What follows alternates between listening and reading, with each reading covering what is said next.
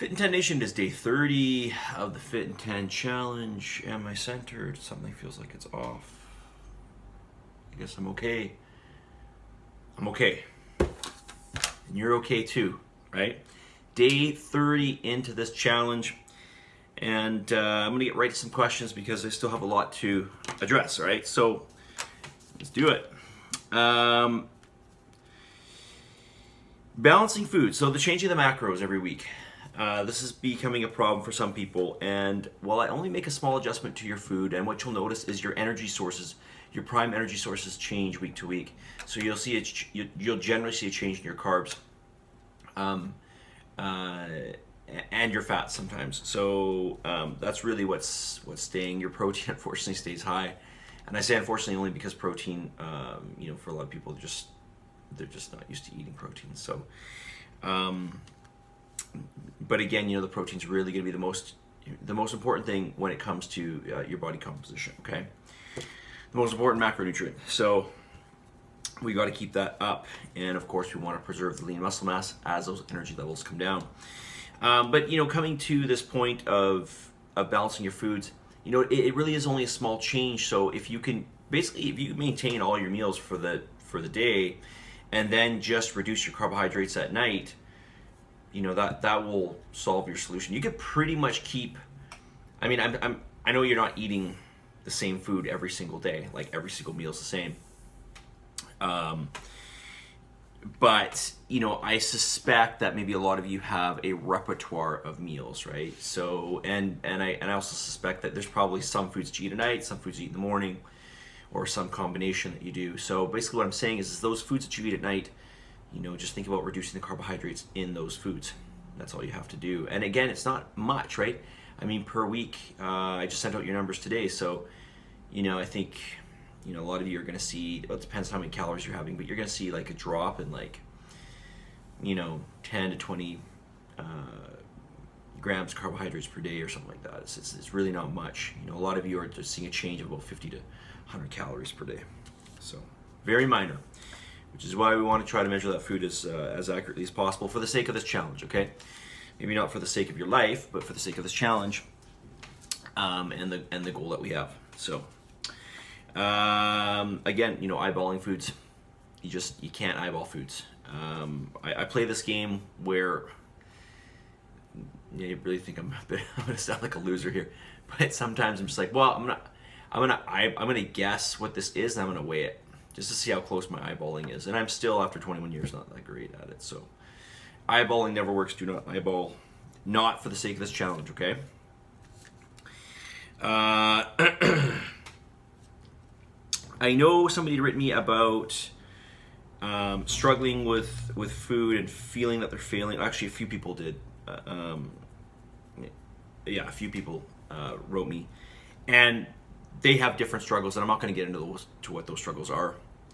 But they are happy that they've made lifestyle change, and so I want to really encourage you that that's great that you made the lifestyle change.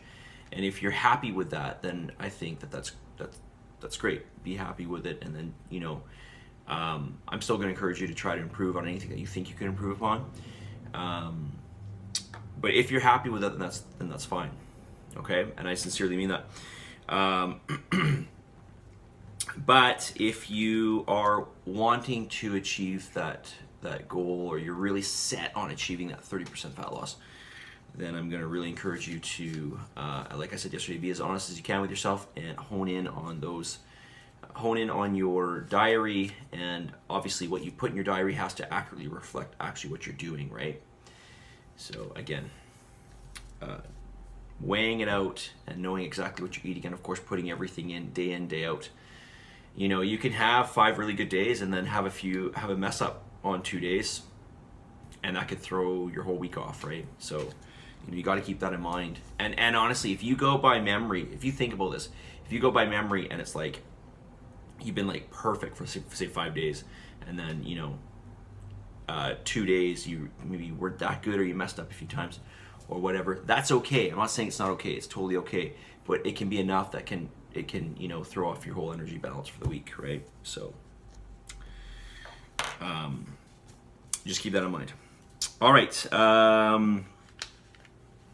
yeah, somebody else wrote me and said, listen, they're still working on this whole macro piece to it. They were a late addition to the challenge, and so they're avoiding things like processed foods. And this is really, really important, not because processed foods in and of themselves are bad, because they're not necessarily, but generally speaking, those processed foods have a lot of additives in them, right? And they're generally very high in carbohydrates and or fats, and they're really not the good sources of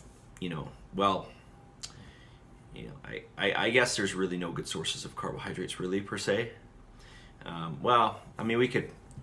I won't go down this road too much today, but definitely when it comes to fats, there's different sources that we want, and yes, I will say carbohydrates as well. But really, what it comes down to, I mean, all carbohydrates are broken down to sugar, with the exception of fiber. So really, it's about getting those micronutrients along with the food, getting some fiber in the food, and making sure that you're getting some of these other what are deemed to be healthy for us plant materials like polyphenols and antioxidants and all these things. Okay. Already 6 minutes. Holy moly. Okay. Somebody also is doing 1.5 hours of exercise per day. You don't need to be doing that much. Okay. For the sake of this challenge, you don't need to be doing that much. If you want to do that much, you can. I think that's a bit much. That's not sustainable. Well, I don't want to say sustainable. It might be sustainable for some people. So, again, 6 days of 1.5 hours of exercise, that's a lot. So, I would, that's, like I said, if you're really motivated, you want to do it, that's fine. But, for the sake of this challenge, it's really only 4.5 hours of exercise per week, right? In the case of this person, they're doing 9 hours of exercise per week. So, all right, so that's it. Make this video short, hopefully under 10 minutes. Message of the day: success is connected with action. Success means that you keep moving forward, that you never give up. If you want to be successful, you don't quit, all right? If you want to be successful, you don't quit. That's what it's about. It's about not quitting. I mean, honestly, 3.5 weeks, well, what are we now? We're 4 weeks into it. But, I mean, from the sake of when you had your last scan, that was basically 3 weeks.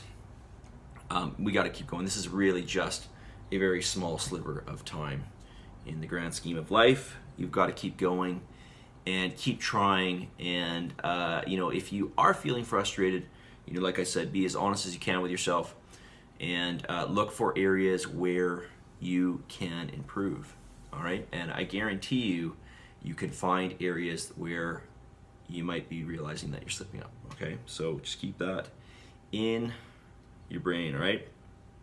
Remember, the key to success is never quitting. Got to keep moving forward. Keep moving forward. Keep moving forward. Humps and hurdles and bumps and problems and this can mess with you, but it's really about overcoming that and being resilient and moving forward, right? Day number 30, can you believe that? Day 30, and we're approaching the halfway point, all right? We'll talk to you all very soon. You guys have a wonderful weekend. Tomorrow we have class at 10 a.m., right? Tomorrow is 10 a.m. class. Submit and commit yourself to this challenge. All right? Positive energy, positive vibes. Give some gratitude, and for the love of God, believe in yourself. I will talk to you all very soon. See ya.